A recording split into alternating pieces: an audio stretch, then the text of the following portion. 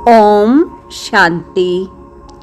अमृत वेला book reading topic सारे दिन के लिए तैयारी अमृत वेले से, पेज नंबर 54। मर्यादाओं का पालन करो। अमृत वेले से लेकर रात तक की मर्यादा पूर्वक जीवन को अच्छी तरह से जानते हो, उसी प्रमाण चलना यही पुरुषोत्तम बनना है। जब नाम ही है पुरुषोत्तम अर्थात सर्वसाधारण पुरुषों से उत्तम, तो चेक करो कि हम श्रेष्ठ आत्माओं की पहली मुख्य बात स्मृति उत्तम है। स्मृति उत्तम है तो वृत्ति और दृष्टि स्थिति स्वतः ही श्रेष्ठ है। स्मृति की मर्यादा को जानते हो। मैं भी श्रेष्ठ आत्मा और सर्व भी एक बाप की श्रेष्ठ आत्माएं हैं। वैरायटी आत्माएं वैरायटी पार्ट बजाने वाली हैं। यह पहला पाठ नेचुरल रूप में स्मृति स्वरूप में रहे। देह को देखते भी आत्मा को देखें। यह समर्थ स्मृति हर सेकंड स्वरूप में आए, स्मृति स्वरूप हो जाए।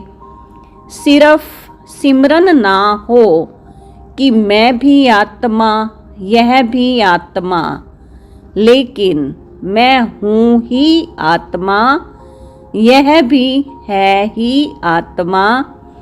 इस पहली स्मृति की मर्यादा स्वयं को सदा निर्विघ्न बनाती और औरों को भी इस श्रेष्ठ स्मृति के समर्थपन के वाइब्रेशन फैलाने के निमित्त बन जाते हैं, जिससे और भी निर्विघ्न बन जाते हैं।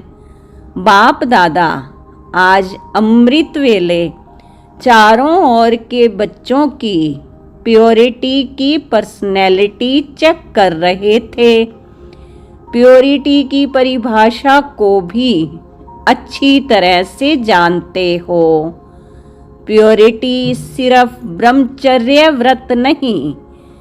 ब्रह्मचर्य व्रत में तो आजकल के सरकमस्टांस अनुसार कई अज्ञानी भी रहते हैं। ज्ञान से नहीं, लेकिन हालातों को देखकर कई भक्त भी रहते हैं। वो कोई बड़ी बात नहीं है, लेकिन प्योरिटी को सारे दिन में चेक करो। पवित्रता की निशानी है स्वच्छता, सत्यता। अगर सारे दिन में, चाहे उठने में, चाहे बैठने में, चाहे बोलने में, चाहे सेवा करने में, चाहे स्थूल सेवा की व सूक्ष्म सेवा की, लेकिन अगर विधि पूर्वक नहीं की, विधि में भी अगर जरा सा अंतर रह गया, तो वो भी स्वच्छता अर्थात पवित्रता नहीं। व्यर्थ संकल्प भी अपवित्रता है। क्यों? आप सोचेंगे कि हमने पाप तो किया ही नहीं, किसी को दुख तो दिया ही नहीं, लेकिन अगर व्यर्थ चला, समय गया, संकल्प गया, संतुष्टता गई, तो आपके पवित्रता की फाइनल स्टेज के डिग्री में फर्क पड़ जाएगा। 16 कला बन नहीं सकेंगे। 15 कला, 14 कला, 13.5 कला नंबर वार हो जाएगा। तो अपवित्रता सिर्फ किसको दुख देना या पाप कर्म करना नहीं है, लेकिन स्वयं में सत्यता, स्वच्छता विधि पूर्वक अगर अनुभव करते हो तो पवित्र हो। निकल गया, बोलना नहीं था लेकिन बोल लिया, तो इसको क्या कहेंगे? मालिक हैं। इसलिए अमृत वेले से लेकर रात तक अपने संकल्प, बोल, कर्म, सेवा सबको चेक करो। मोटे रूप से चेक नहीं करो। अगर मोटे रूप से चेक करेंगे तो देखो, चंद्रवंशी को मोटी निशानी तीर कमान दिया है और सूर्यवंशी को कितनी छोटी सी मुरली दे दी है। मुरली कितनी हल्की है और तीर कमान कितना मेहनत का है। पहले तो निशाना लगाते हैं, दूसरा बोझ उठाते हैं। मुरली देखो, नाचो, गाओ, हंसो, खेलो। तो इसलिए मोटा मोटा रूप ना पुरुषार्थ का रखो, ना चेकिंग का रखो। अभी महीन बुद्धि बनो, क्योंकि समय समाप्त अचानक होना है, बताकर नहीं होना है। बाप दादा ने तो पहले ही कह दिया है कि कोई उलाहना नहीं देना। बाबा आपने बताया क्यों नहीं? बाप कभी भी टाइम कॉन्शियस नहीं बनाएगा।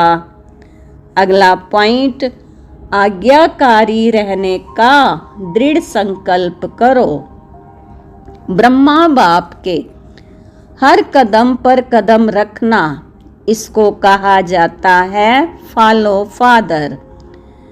तो ब्रह्मा बाप ने बाप की श्रीमत पर पहला कदम क्या उठाया? पहला कदम आज्ञाकारी बने। जो आज्ञा मिली उसी आज्ञा को प्रत्यक्ष स्वरूप में लाया। तो चेक करो कि आज्ञाकारी के पहले कदम में फॉलो फादर हैं। अमृत वेले से लेकर रात तक मनसा वाचा कर्मणा संबंध संपर्क में जो आज्ञा मिली हुई है उसी आज्ञा प्रमाण चलते हैं कि कोई आज्ञा पालन होती है और कोई नहीं होती। संकल्प भी आज्ञा प्रमाण है कि मिक्स हैं। अगर मिक्स हैं तो फुल आज्ञाकारी हैं या अधूरे आज्ञाकारी। हर समय के संकल्प की आज्ञा स्पष्ट मिली हुई है।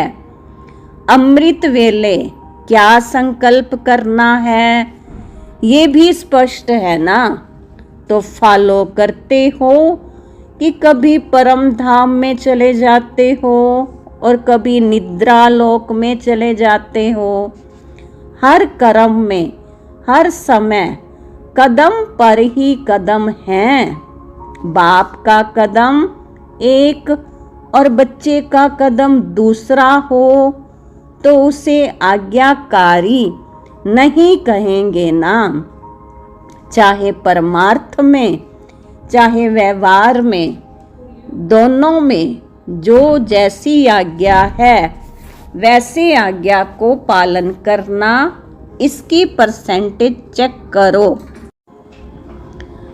तो पहला कदम आज्ञाकारी बनो।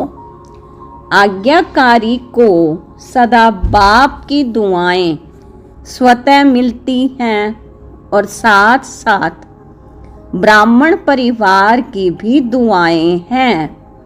तो चेक करो कि जो भी संकल्प किया, चाहे स्व के प्रति, चाहे सेवा के प्रति, चाहे स्थूल कर्म के प्रति या अन्य आत्माओं के प्रति, उसमें सबकी दुआएं मिली।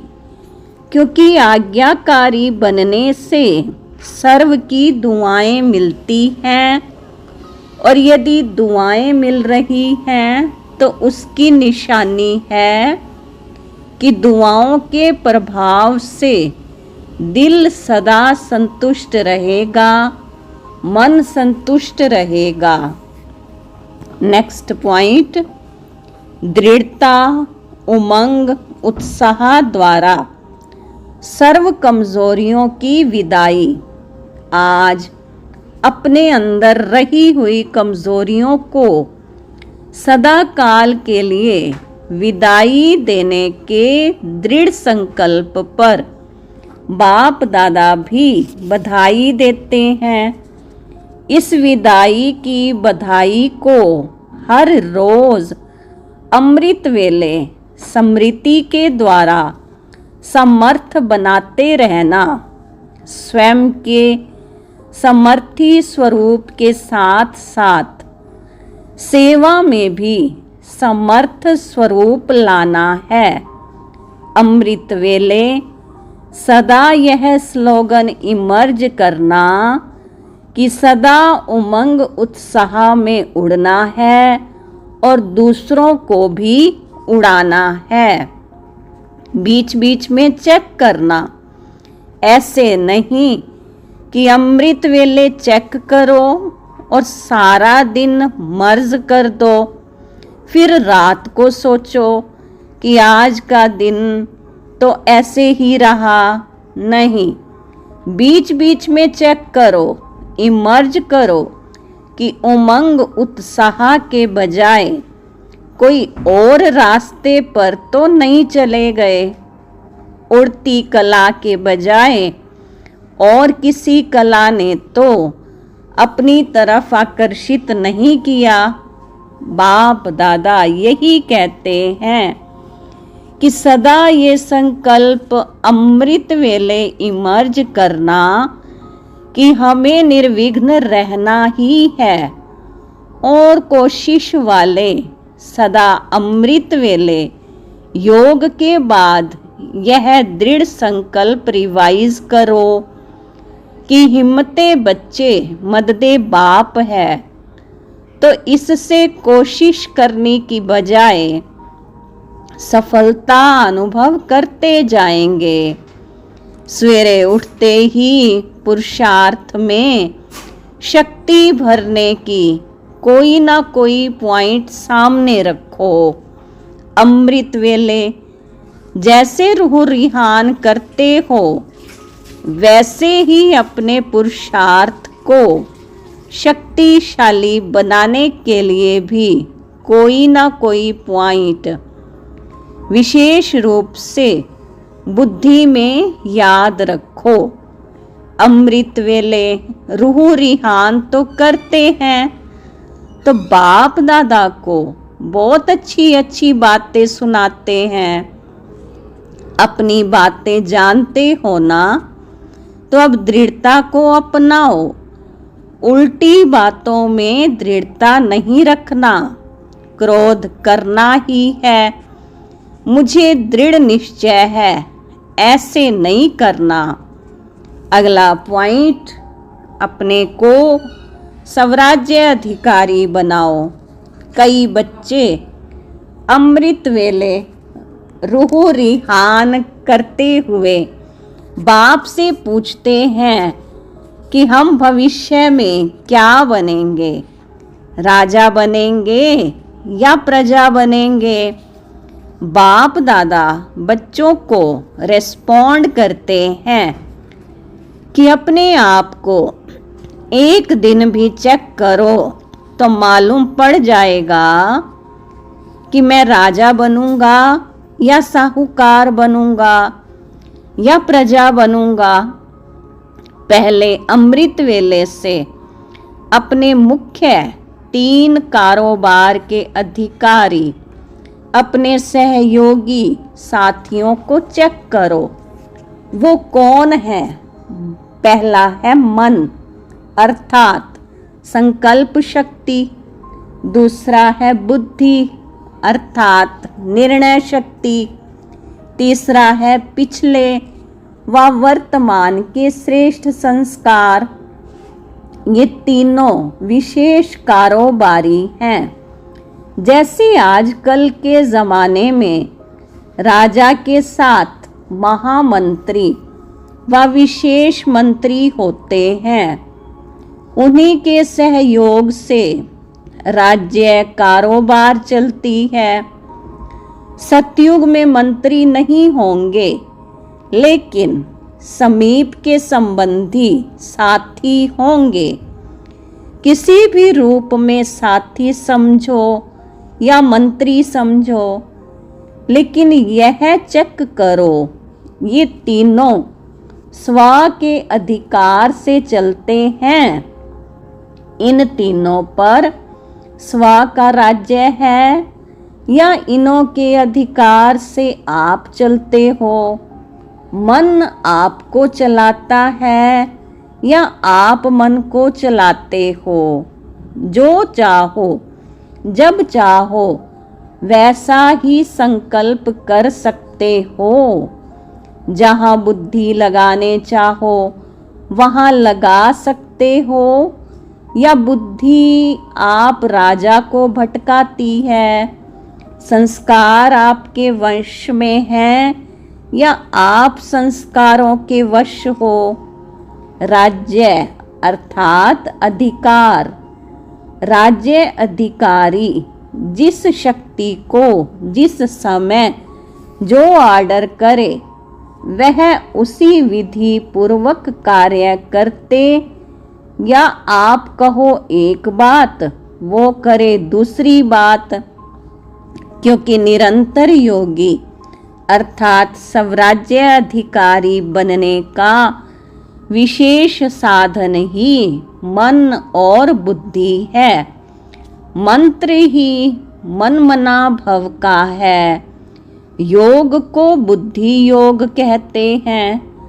तो अगर यह विशेष आधार स्तंभ अपने अधिकार में नहीं है, या कभी हैं कभी नहीं हैं, अभी अभी हैं अभी अभी नहीं हैं, तीनों में से एक भी कम अधिकार में है, तो इससे ही चेक करो हम राजा बनेंगे या प्रजा बनेंगे। बहुत काल के राज्य अधिकारी बनने के संस्कार बहुत काल के भविष्य राज्य अधिकारी बनाएंगे। अगर कभी अधिकारी कभी वशीभूत हो जाते हो, तो आधा कल्प अर्थात पूरा राज्य भाग्य का अधिकार प्राप्त नहीं कर सकेंगे। अगला पॉइंट, अपना ऑक्यूपेशन याद रखो।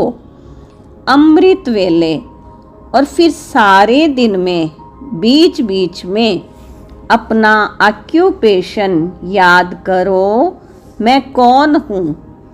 क्योंकि काम करते करते यह स्मृति मर्ज हो जाती है कि मैं राजयोगी हूँ।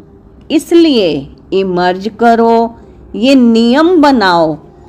ऐसे नहीं समझो कि हम तो हैं ही राजयोगी, लेकिन राजयोगी की सीट पर सेट होकर रहो, नहीं तो चलते चलते कर्म में बिजी होने के कारण योग भूल जाता है, सिर्फ कर्म ही रह जाता है। लेकिन आप कर्म योगी कंबाइंड हो। योगी सदा ही रूलिंग पावर कंट्रोलिंग पावर में रहे। फिर राजयोगी डबल पावर वाले कभी भी व्यर्थ सोच नहीं सकते। तो अभी कभी नहीं कहना, सोचना भी नहीं कि राजयोगी वेस्ट कर सकते हैं। अमृत वेले से रात तक बस बाप और सेवा, इसके सिवाय और कोई लगन ना रहे। बाप मिला और सेवाधारी बने, क्योंकि जो मिला है उसको जितना बांटेंगे उतना बढ़ेगा। एक दो और पदम पाओ। यही याद रखो कि हम सर्व भंडारों के मालिक हैं। भरपूर भंडारे हैं। जिसको दुनिया ढूंढ रही है उसके बच्चे बने हैं। दुख की दुनिया से किनारा कर लिया, सुख के संसार में पहुंच गए तो सदा सुख के सागर में लहराते सबको सुख के खजाने से भरपूर करो। ओम शांति।